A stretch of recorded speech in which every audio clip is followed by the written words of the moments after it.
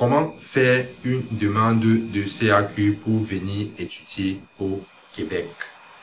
Tu viens d'obtenir une admission dans un établissement situé dans la province du Québec et tu te demandes comment faire pour obtenir ce document appelé le certificat d'acceptation du Québec, abrégé CAQ.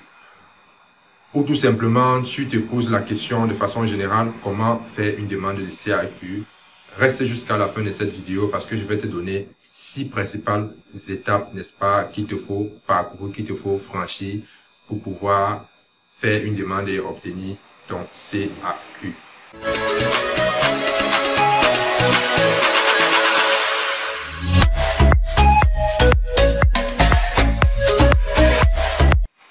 Salut à toi, je suis Arthur du blog Arthur Tient au Canada. Bienvenue sur ma chaîne YouTube. Ici, je partage simplement mon expérience en passant par l'immigration, c'est-à-dire le processus que j'ai suivi pour venir étudier au Canada. Je parle également des études, du travail et des affaires. Si l'une de ces thématiques-là t'intéresse, je t'invite à faire 2 choses. La première des choses, c'est de cliquer la cloche de notification pour être, n'est-ce pas, averti de la sortie des nouvelles vidéos que j'ai publiées les mercredis et les vendredis et de t'abonner à cette chaîne pour pouvoir recevoir du bon contenu. La deuxième des choses que tu dois faire, c'est de cliquer sur le lien dans la barre de description pour pouvoir télécharger gratuitement le petit livret que j'ai préparé pour toi et qui te donne les informations, les conseils et également les bonnes pratiques que tu vas mettre en place une fois au Canada pour pouvoir t'installer et t'intégrer rapidement.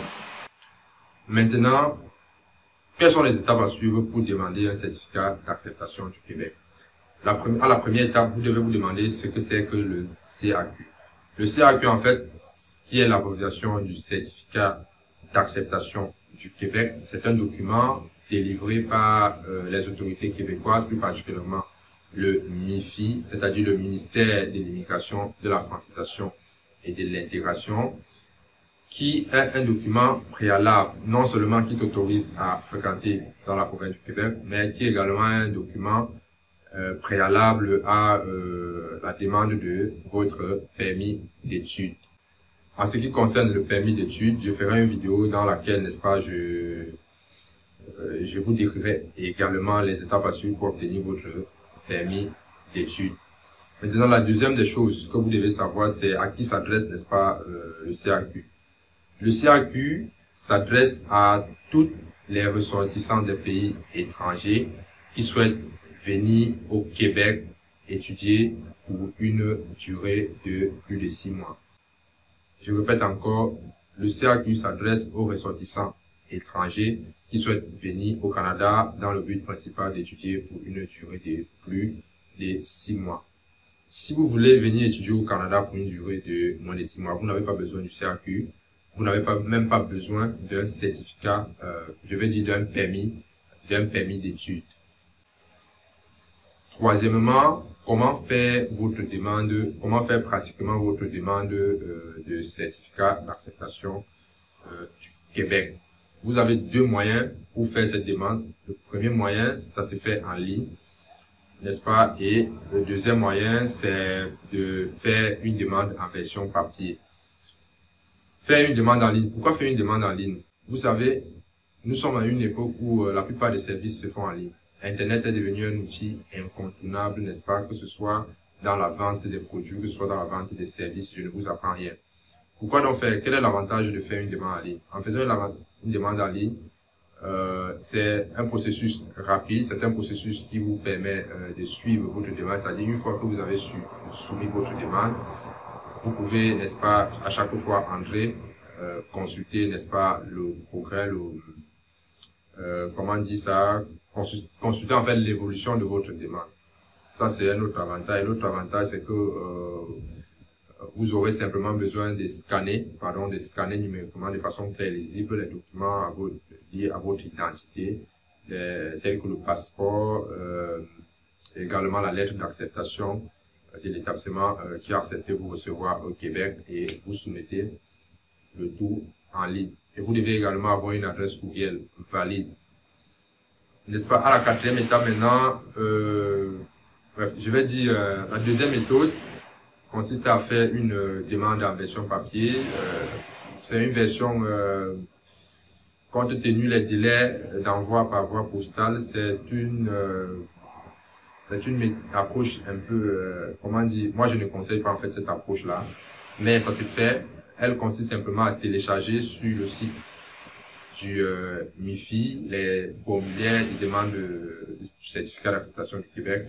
Vous remplissez, et préférable, vous remplissez sur votre ordinateur, vous imprimez, vous signez, vous mettez dans une enveloppe et vous mettez l'adresse, n'est-ce pas, du MIFI là-dessus, et puis vous envoyez par voie postale.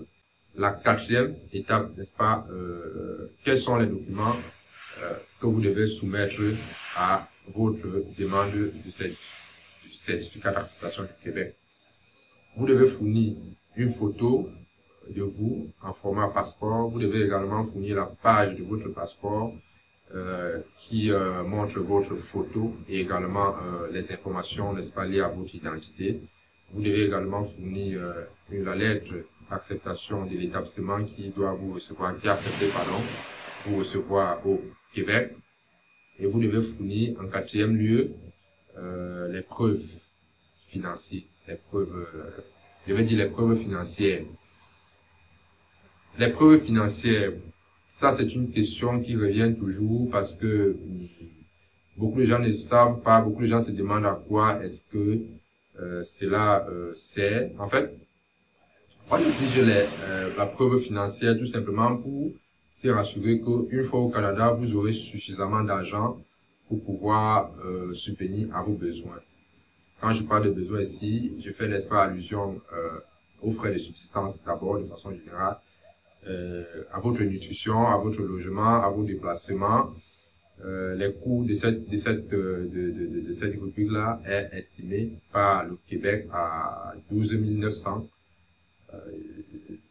Pour 2020, ça a été estimé à 12 900 $, n'est-ce pas, l'année. Et ces frais-là couvrent également les frais de scolarité, c'est-à-dire votre preuve financière doit être suffisante pour pouvoir également couvrir vos frais de scolarité et tout ce qui tourne autour de vos études. Également l'assurance maladie et hospitalisation qui varie entre 500 et 700 $ canadiens par année. J'aimerais faire une parenthèse à ce niveau, c'est que si vous êtes ressortissant des pays tels que la France, la Belgique, je pense bien le Luxembourg, vous n'avez pas besoin, n'est-ce pas, de fournir les preuves d'une assurance maladie et hospitalisation parce que ces pays-là ont une attente, je vais dire médicale entre eux et le Québec. Je mettrai, n'est-ce pas, les liens des coûts, n'est-ce pas, liés à cette demande-là dans la barre de description. Vous allez cliquer, vous allez voir de façon claire tous les coûts dont vous avez besoin pour faire cette demande. Wow. En fait, je vais dire pour prouver votre capacité financière. Cinquièmement, quels sont les coûts, n'est-ce pas, liés au traitement de la demande.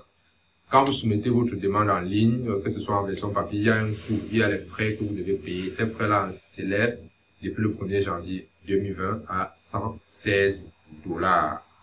Ça aussi, je vais mettre le lien dans la barre de description pour que vous puissiez voir, pour que vous puissiez également. Je vous conseille d'ailleurs vivement de parcourir ce site-là parce que sur ce site, il y a plein d'informations dont vous pouvez vous en servir.